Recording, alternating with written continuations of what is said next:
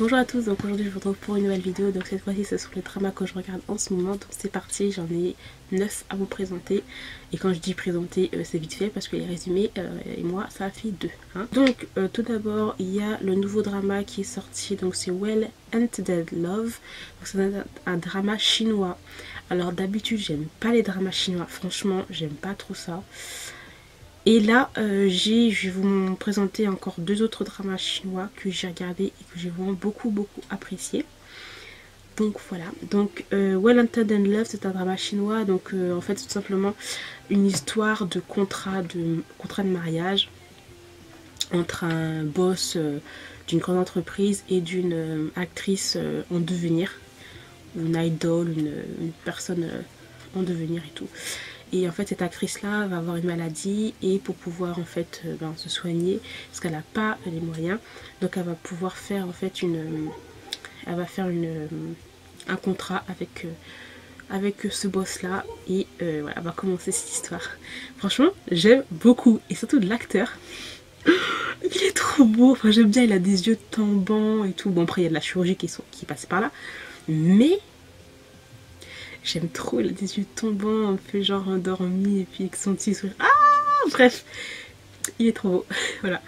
Et j'aime beaucoup la chimie entre les deux personnages. Et puis il y a beaucoup de skinship aussi, donc voilà. Ensuite, j'ai regardé un drama coréen, et c'est The Last Empress. C'est un drama historique avec, comment elle s'appelle cette actrice? Pourtant son nom il est facile à dire, mais je me souviens plus. Bref, sa babyface là, elle, voilà. Et avec plusieurs autres acteurs que vous devez connaître. En fait, j'aime bien parce qu'en même temps, c'est drôle, c'est historique, mais en même temps, c'est du too much. On dirait que c'est fait exprès. Parce qu'il y a des moments où je suis là, regardez, je dis, non, mais on dirait une telenovela historique. Quelquefois, ça me faisait trop ça. Bref. The Last Empress, donc en fait, c'est simplement une femme donc, qui s'appelle Sunny, qui, en fait, déjà tout d'abord, nous sommes pas dans une Corée démocratique. Sunny, une femme qui fait du comédie, qui fait du musical, et en fait elle va se retrouver à être mariée à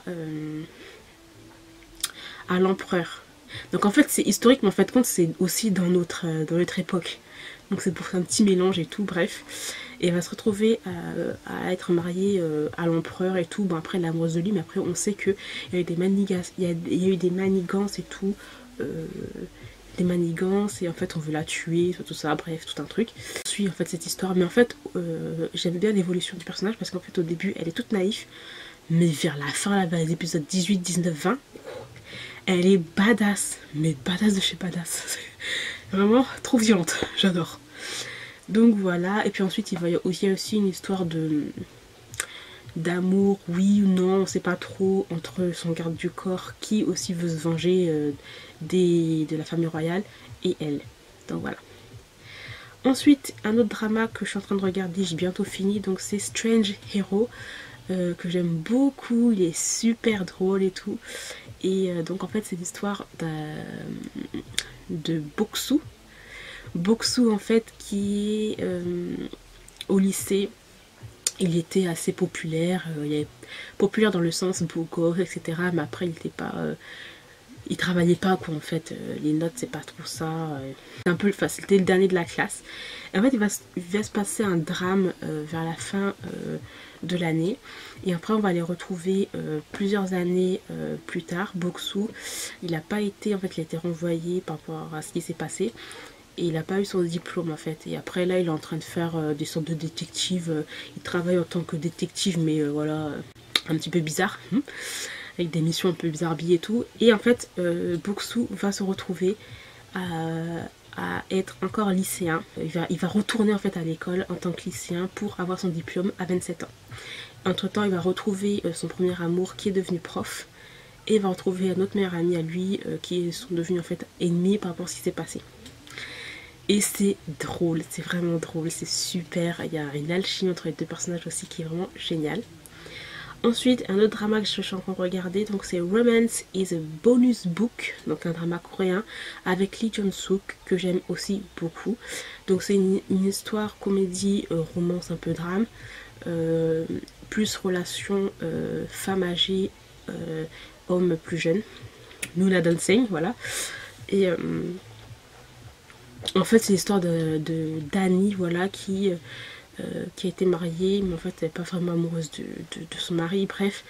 Et en fait son mari va la tromper, elle va se retrouver toute seule avec sa fille. Et en fin de compte, elle va se retrouver, elle va envoyer sa fille dans une sorte de pensionnat un peu à l'étranger. Et elle, en fait, elle va faire des petits boulots, sa maison va être vendue, elle va être cassée, mais en fait, elle vit dedans quand même, sans électricité, sans eau. Et en fait, elle a un Donseng, donc c'est Lee Jong-suk, qui va être mon petit frère, en fait, on va dire son petit frère, mais pas de sang, son petit frère de cœur, qui lui a des sentiments pour elle, etc. C'est pas tout dit et tout, mais en même temps il y a un univers d'édition du livre et tout qui est super bien, et c'est drôle aussi, donc voilà. À voir, c'est toujours en cours de diffusion.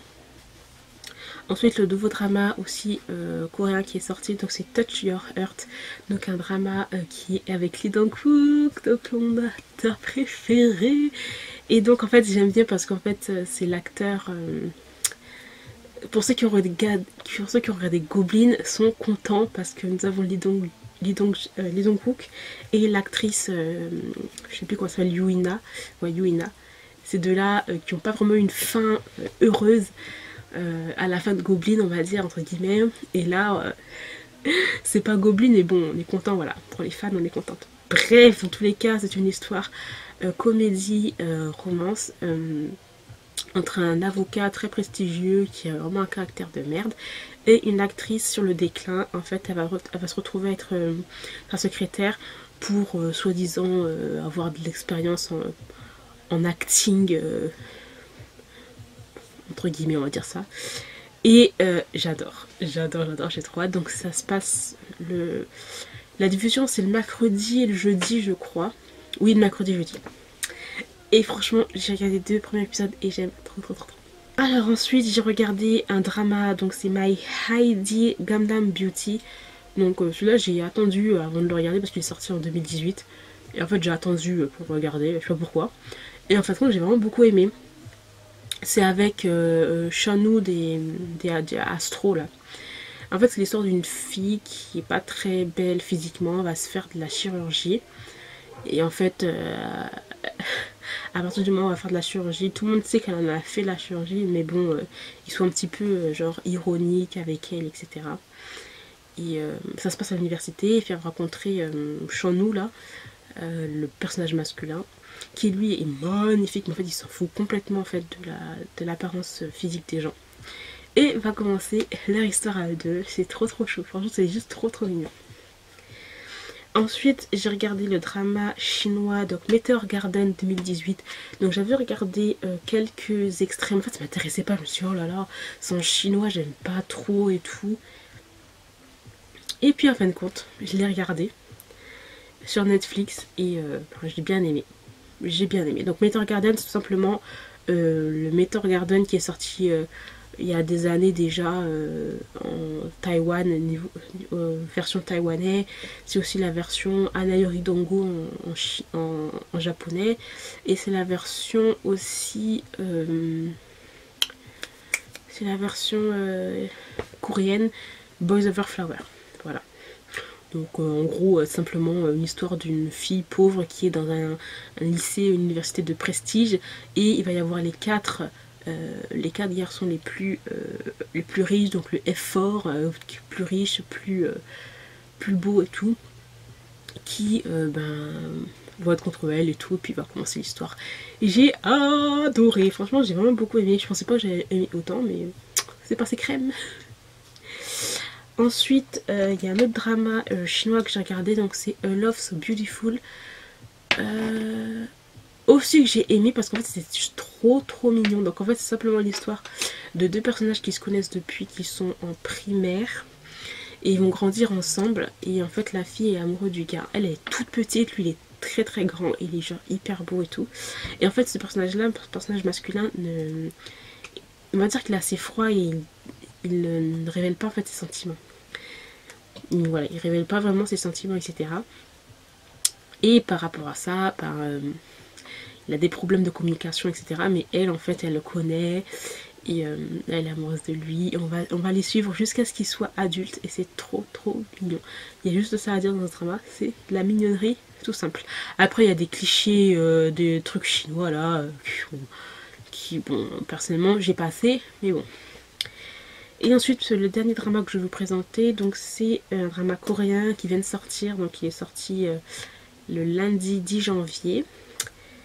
Et en fait, il est diffusé le lundi et le mardi. Donc c'est The Light in Your Eyes que j'ai regardé et c'est trop bien. Donc c'est un drama coréen, romance fantastique drame. Donc en fait c'est simplement l'histoire de Kim Ye-ja qui est une jeune femme de 25 ans qui veut devenir en fait j'allais dire une annonceur, une présentatrice télé, du journal on va dire, voilà.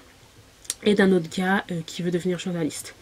Et en fin de compte, Kim Ye-ja, elle a un peu la faculté de retourner dans le temps par rapport à une montre. Et le jour au lendemain, en fait, elle va devenir vieille. Elle va devenir une grand-mère de 70 ans. Et moi, j'ai déjà regardé les 2 premiers épisodes, donc je ne peux pas vous dire plus. Mais dans le résumé, c'est ce que ça disait. Ces deux-là vont avoir une relation, quoi, en gros.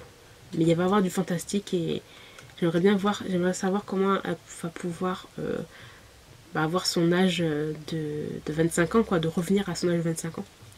Donc voilà, et puis de ce que j'ai regardé, j'aime beaucoup. Il y a assez d'humour. Bon, après, il y a beaucoup de à la bougie harmonie, beaucoup de grand-mère, grand-père hein, dans ce drama. Mais bon, c'est vraiment pas mal. Donc voilà, j'ai terminé pour les dramas que je vous ai présentés.